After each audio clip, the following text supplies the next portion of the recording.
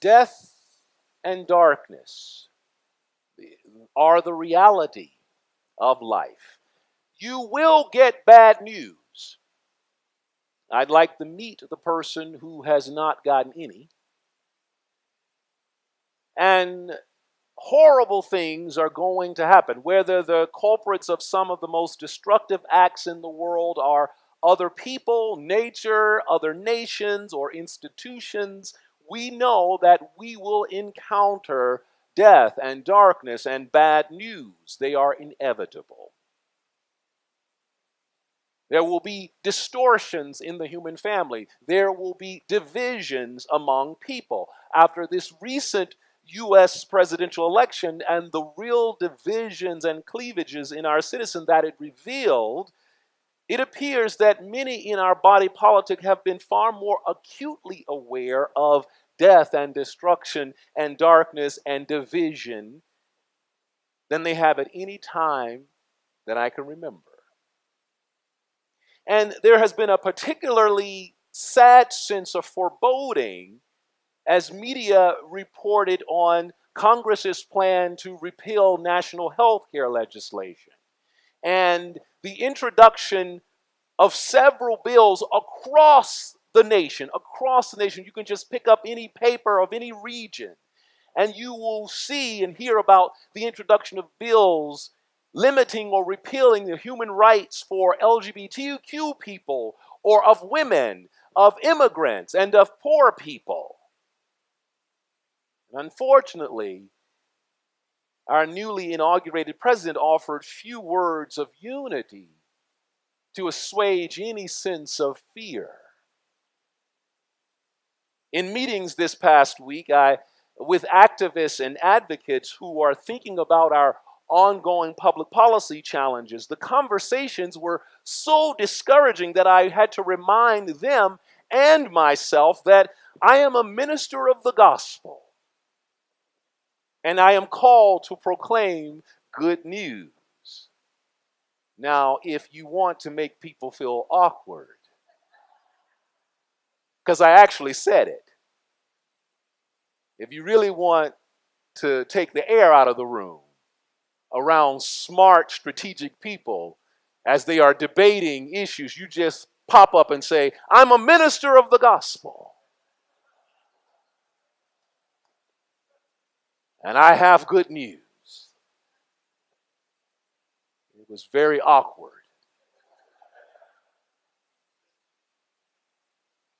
But the preaching of good news in the midst of death and darkness should not be awkward for us at all.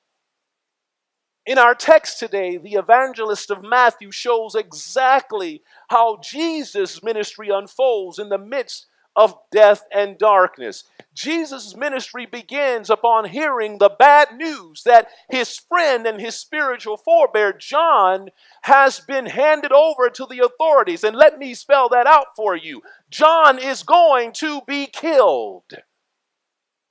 His friend is going to die because of his preaching.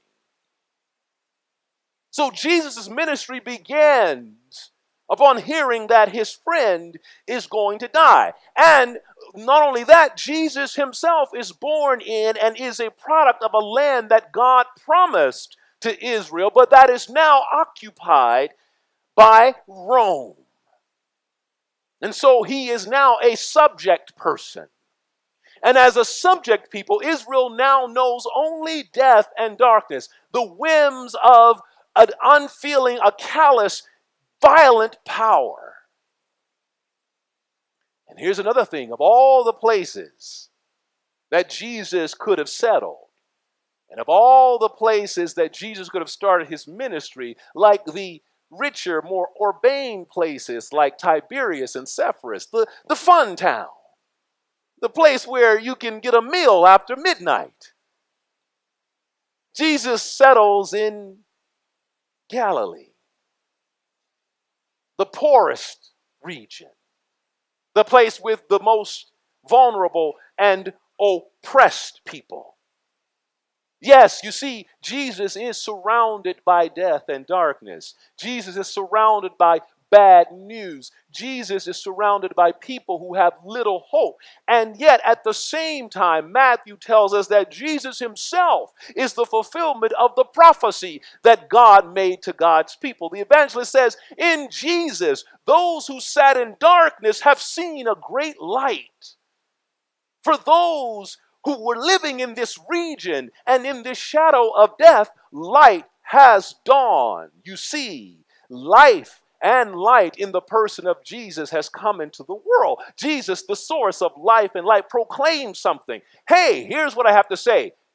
Repent, for the kingdom of heaven is near. Now, I know that sounds kind of weird. Let me put it this way.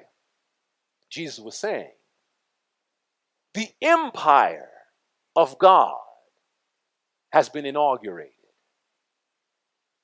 That didn't catch you. Let me go a little deeper. The dominion of God is now the reality. Okay, well, that didn't catch you either. All right. The world that I have in mind is here because I'm in front of you. Love, liberation, and inclusion is the reality.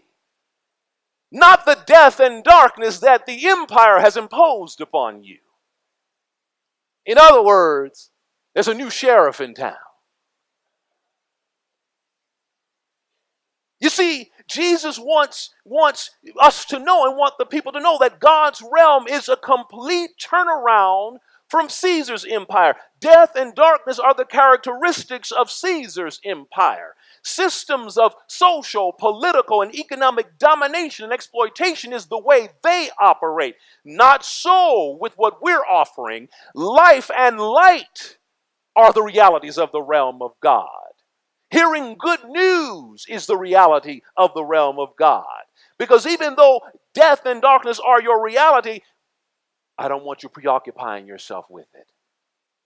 How do I know? How do we know Jesus doesn't want us to be preoccupied with death and darkness? Because Jesus does not preoccupy himself with death and darkness. I told you earlier, Jesus got it all. He got bad news. He lived in a terrible place. He lived in an age of occupation and exploitation. And the first thing Jesus did, Matthew tells us, is that when he started proclaiming good news, Jesus gets to work. Action, proclamation, resistance. Jesus knows that the light has dawned. And how do I know? Because the next thing he does is he goes and he sees Simon, Peter, and Andrew. And let's see the appeal. When Jesus sees Simon, Peter, and Andrew, does Jesus say, it's dark out here? Does Jesus say, Caesar is a madman and I don't know what to do?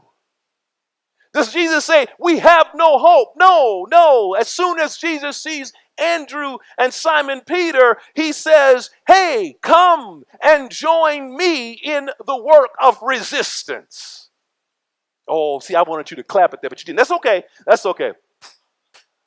Jesus does not lament death and darkness. Rather, Jesus invites them, follow me, and I will show you how to fish for people. Let me say it in our term. Follow me, imitate me, and I'll show you how not to let death and darkness make you afraid. The psalmist said, the Lord is my light. Whom shall I fear? So Jesus was not afraid of anything. And Jesus said, hey, come, follow me, and I will show you how to get people to follow us. No, I'm not worried about the death and destruction. I know my friend has been killed, but I want you to go and tell people about this life and this light that has been promised to us. That this life and this light that is here right now, come with me. Oh, if you think it was just those two. Matthew tells us then there were two other brothers working on their nets. And Matthew we don't have time to tell us what Jesus said. All we know is that James and John dropped everything. And for boy, what kind of light did they see? What kind of light would make you drop everything? What kind of light and life would make you just put everything away and say, I'm going to follow you and talk about the kingdom of heaven? Oh, I want you to think on this. You see, Simon Peter, Andrew, James, and John, they were situated within the very heart of the culture and economic systems of the world. They knew the struggle of life on the margins. They experienced firsthand exploitation and domination by Roman rule. And yet Jesus calls them out of that context, out from under the influence and impact of that death and that destruction, to bear witness to the light. It is resistance when you say, I don't accept your plan to divide us from each other. That is resistance. And they resist it.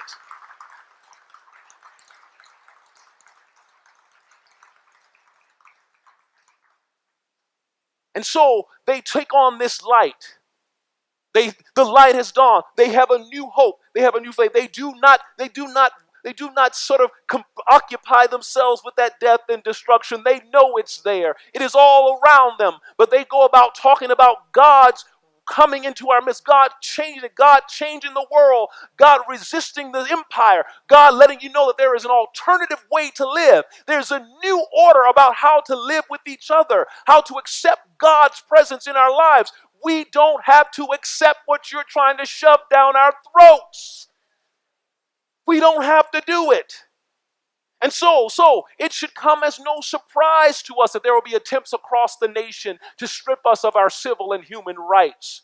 It should come as no surprise they will try to take marriage equality away from us. It should come as no surprise that they will try to discriminate and segregate our transgender siblings. It should come as no surprise that the economic arrangement means that hunger and poverty will continue to be with us. It should not come as a surprise that a president who's determined to deport immigrant families will do it, and we will have to say goodbye to some of the people who made this country work. It will come as no surprise that death is here. But the light has dawned. What is our responsibility? Our responsibility. The light is here. What are we testifying to? What are we saying to the world? The truth is, and I'm in it too, I'm the first one. If you see me walking down the street, you may say, boy, if you had told me that was a minister of the gospel, I wouldn't have believed you. He looks like his cat died. He's so sad. If you see me reading the news, you may say, what's wrong with him? He thinks the world is over. Or when I go in the tirade, when I hear the news of one more killing of an unarmed black man, you may say, is that a minister of the gospel? Light has dawned. And therefore, we are empowered with a message of an alternative way to live. Matthew tells us that as soon as Jesus got those disciples, as soon as he found them, he went throughout the region, teaching and preaching and healing. Oh, I know that sounds esoteric. That sounds simple. He was teaching, preaching, and healing. The reason that is a life of resistance, to teach and to preach and to heal, is resistance. It is because Caesar has another plan in mind. Caesar doesn't want us to know that life is possible. And Jesus is going to teach us that it is. Caesar doesn't want us to know that there is good news in Jesus Christ, that we have an opportunity to be whole again. But Jesus is going to preach that the kingdom of heaven is near. Caesar doesn't want us to know that we don't have to be sick and bound in bondage of disease. And so Caesar withhold our health care from us. Caesar withhold our nutritious food from us. But Jesus wants us to know that you can be whole again. And so we should follow and imitate Jesus. We should teach and preach and bear witness. We should say that life cannot be extinguished by death and darkness, that we have the power to resist what is wrong and dangerous in our midst. We can preach about God's alternative, which makes room for all God's children. We can preach that there is an opportunity to combat greed and poverty and violence. We can become the healing presence for all God's children by opening up our kitchens to feed and providing clothes and shelter to those who need it. We can tell the world about God's realm of love, liberation, and inclusion. We resist the empire's attempt to exploit and divide us. Oh, I know you're saying, Pastor, that sounds like a dream. This old Jesus person, how is that relevant to what we have to confront in this world? Well, I saw it yesterday. In marches all over the world, not just this nation, all over the world. People all over the world rising up and marching, bearing witness to an alternative, bearing witness to a way of ordering our lives that mean that we can love our neighbor, that we can seek justice for all God's children, that we can pursue the common good, that we can realize that dream of beloved community. I saw it. I saw it. I saw people saying, I'm not going to give in to it. Even here in the Twin Cities, there are churches all over the place who are saying that if there is one person, one family deported, we will defy your law and we will bring that family into our sanctuary and dare you to try to take them out.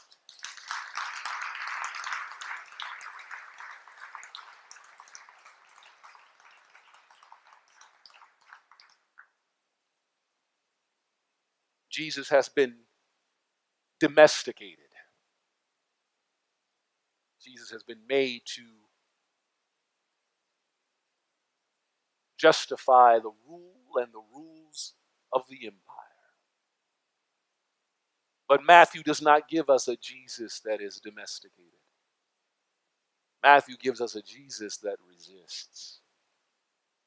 That resists. And so I say to you now, we should not live our lives as if the world has won. We should not live our lives as if oppression, violence, and inequality are the truth. We should not live our lives as people who can't get past darkness. We should live like kingdom people. People who have seen a great light that the darkness could not overcome.